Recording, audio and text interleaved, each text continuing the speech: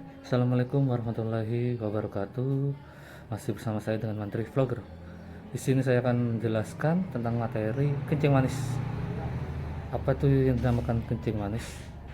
Kencing manis adalah suatu penyakit, bisa dari faktor keturunan, juga bisa adanya kadar gula yang tinggi lebih dari batas normalnya. Penyakit kencing manis cukup umum diderita oleh semua orang. Banyak orang yang cukup menderita penyakit kencing manis sendiri, tapi kebanyakan orang tidak tahu apa sih namanya penyakit kencing manis. Penyebabnya makanan yang nggak boleh, bukan yang pahit. Yang kita makan nggak ada pengaruhnya sebenarnya sih. Maka dari itu di sini coba kita akan menjelaskan sedikit tentang apa itu kencing manis. Kencing manis adalah suatu penyakit kadar gula darah lebih dari batas normal. Kadar gula darah lebih dari batas normal yaitu bisa umumnya ada namanya pengecekan satu gula darah puasa. Gula darah yang dicek sebelum makan, artinya 8 jam puasa. Ketika kita tidur malam, kita kan pastinya tidur jam 9, nanti sampai jam 6. Setelah itu kita cek pagi. Normalnya gula darah puasa itu harusnya kurang dari 120. Sedangkan gula darah saat gula darah sewaktu-waktu kita cek. Jadi kita tidak melihat dia puasa, habis makan atau apa. Tapi targetnya dia tidak boleh lebih dari 200. Sedangkan ada gula darah yang 2 jam pas makan, tetap dia nggak boleh lebih dari 200. Ada juga pengecekan cek HbA1c. Apa tuh? Dia untuk mengetahui kadar gula darah 3-6 bulan sebelumnya, apakah dia cenderung tinggi atau normal. Dari cek HbA1c itu lebih akurat sebenarnya daripada cek KGS, tapi harga yang ditawarkan juga cukup mahal. Penyebab dari kencing manis, sebenarnya semua orang tuh punya gula darah tinggi, tapi ada bantuan namanya pankreas. Pankreas sendiri fungsinya satu, dia untuk membuka saluran di dalam sel-sel dalam tubuh. Ketika kita makan, semua yang kita konsumsi akan dijadikan glukosa di pembuluh darah dan akan dialirkan ke sel-sel dengan bantuan pankreas. Pankreas akan menghasilkan nama insulin. Insulin itu yang akan buka kunci-kunci saluran itu sendiri. Nanti coba kita tawarkan videonya biar lebih jelas. Ketika seseorang makanya ketika yang dimakan itu manis atau pahit, sebenarnya tidak mempengaruhi kadar gula sendiri. Cuma ketika yang dimakan kayak jagung, kandungan gulanya dia lebih sedikit sebenarnya. Maka disarankan pada pasien kencing manis, usahakan makan nasi jagung. Yang kedua, gula-gula tropicana atau gula jagung, karena dia kandungan glukosa terlalu tinggi. Terus usahakan jangan makan malam, karena pada pasien-pasien ketika dia mau tidur, lah itu makan, setelah makan dia tidur. Lah pengendapan ini yang akan menyebabkan peningkatan gula darah dalam tubuh. Salah satu faktor yang paling sering terjadi peningkatan gula yaitu makanan-makanan cepat saji atau minum-minuman dengan gula-gula buatan pabrik itu sangat mempengaruhi terjadinya gula itu sendiri. Banyak orang yang tidak sengaja kesehariannya minum minuman bersoda, Fanta. Ternyata ketika dicek setelah 4-5 tahun dapatkan dia punya gula darah kronis, satu gangguan ginjal. Maka dari itu, mulai hari ini kita harus hidup sehat. Buat apa? Buat menjaga tubuh untuk kedepannya. Karena ketika tubuh itu sehat, seseorang akan lebih enak ketika aktivitas. Jangan lupa untuk olahraga. Apa sih untuk penjagaan? Satu, olahraga. Kurangi makan makanan yang terlalu manis. Yang kedua, habis makan jangan tidur. Usahakan untuk bergerak. Karena kondisi seperti ini yang bisa menjaga tubuh tetap dalam kondisi stabil. Tetapi karena aktivitas yang berat, mungkin kondisi-kondisi ini olahraga tidak bisa kita lakukan. Gula darah tinggi bermasalah, gula darah rendah juga bisa bermasalah. Ketika gula darah rendah dinamakan hipoglikemi, penurunan gula darah di bawah normal, di bawah 50. Dia akan menyebabkan pasien itu tidak sadar.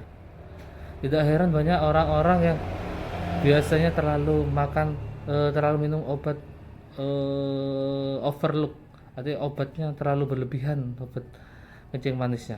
Ternyata dapatkan gula darahnya drop. Setelah itu kalau enggak dia banyak di masyarakat yang beranggapan minum yang pahit-pahit, jamu pahit, dia fungsinya untuk mengurangi kadar gula, padahal tidak ada. Ketika kita masuk makanan, kita masuk, dia akan dicerna dari mulut masuk ke lambung. Dia sari-sari makanan maupun kandungan gula akan dialirkan melalui pembuluh darah, tapi gula darah akan dinormalkan dengan adanya pankreas, insulin. Pankreas menghasilkan insulin. Maka dari itu gula darah bisa dikatakan dia penyakit yang mudah diobati tapi juga sulit untuk diobati, tergantung dari kemauan pasien, kemauan kita sebagai tenaga medis untuk memberikan penyuluhan, selalu memberitahu apa sih yang nggak boleh, apa sih yang boleh. Terus sugesti harus selalu kita berikan setiap kita konseling, kita ketemu pasien kencing manis, berikan dia motivasi kalau kencing manis itu bisa sembuh. Jangan semakin ketika kita menakut-nakuti, oh kencing manis itu penyakit angel atau sulit, apalagi dia penyebabnya bisa waduh borok, lukanya banyak. Lah itu kurangilah kata-kata yang kayak gitu, biar pasien lebih nyaman ke kita. Kita sebagai tenaga kesehatan, kita harusnya lebih motivasi pasien. Pak, Bu, monggo harus sering kontrol. Kalau mungkin gak punya uang 1 bulan sekali, 2 minggu sekali, 1 bulan, kita biar bisa tahu diet yang boleh apa, yang gak boleh apa, buat panjenengan biar sampean tetap sehat. Karena komplikasi kencing manis banyak sekali. Satu, ketika di organ paling jauh dari jantung, di kaki, paling sering luka gangren, paling sering neuropati, rasa yang nyeri, kalau enggak tidak bisa merasa. Lah, yang ketiga, ketika dia di otak, paling sering yang terjadi stroke. Dia gak punya darah tinggi kok stroke. Loh, dia cuma kencing manis aja kok stroke. Orang-orang awam nggak ada yang tahu, makanya kita sebagai tenaga kesehatan memberitahu, Pak, Bu, kencing manis kan dia bekerjanya di pembuluh darah. Ketika pembuluh darah kita dalam gula darah normal, laju pergerakan darah akan lebih stabil. Tapi ketika gula darah itu tinggi, maka pergerakan pembuluh darah juga akan melambat. Ketika melambat, ketika di otak, dia akan menyebabkan berhenti terjadi sumbatan, namanya stroke infark. Ketika pendarahan menyumbat terlalu lama, stroke pendarahan, hemorrhagic. Itulah yang menyebabkan seorang terjadinya stroke. Ketika daerah jantung, paling sering orang kencing manis, penyakit jantung koroner, jantung berdebar, sesek, karena dia sangat berpengaruh dengan fungsi pompa darah, tidak maksimal dalam memompa darah. Maka dari itu kita harus selalu memberikan edukasi kepada pasien, keluarga pasien, apa bahaya, apa yang nggak boleh. Itu gejala kencing manis yang wajib kita ketahui. Satu, dia sering minum, rasa haus, sering kencing padahal minumnya sedikit. Nah itu wajib kita waspadai, gejala itu muncul. Gatal-gatal di ruang tuh, sering makan, bentar-bentar makan. Nah, gejala-gejala ini harus selalu diwaspadai sama kita. Ketika menemukan penyakit kayak gini, gejala kayak ini, harus segera melakukan cek lab. Apa itu? Lengkap kalau bisa. Seperti cek gula darah, asam urat, kolesterol. Ketika ditemukan, gula darahnya di atas 200, wajib kita lakukan terapi kencing manis. Ibu harus dikurangi makanan yang manis-manis, tapi jangan makan yang pahit-pahit karena akan memperparah ginjalnya. Wajib kita karena orang di desa, masyarakat awam itu sangat fanatik banget dengan budaya ini, sangat sulit untuk kita rubah. Tidak heran banyak orang yang tenaga kesehatan, dokter, sulit untuk merubah asumsi untuk masyarakat. Maka dari itu, mungkin dari teman-teman ketika ada masalah kencing manis bisa konsultasi. Kalau enggak nanti bisa di kolom komentar tanya terkait gejala kencing manis bukan, nyeri atau bukan, bisa di sini fungsi kita saling sharing, memberikan sedikit pengalaman buat panjenengan, buat saya, buat masyarakat juga.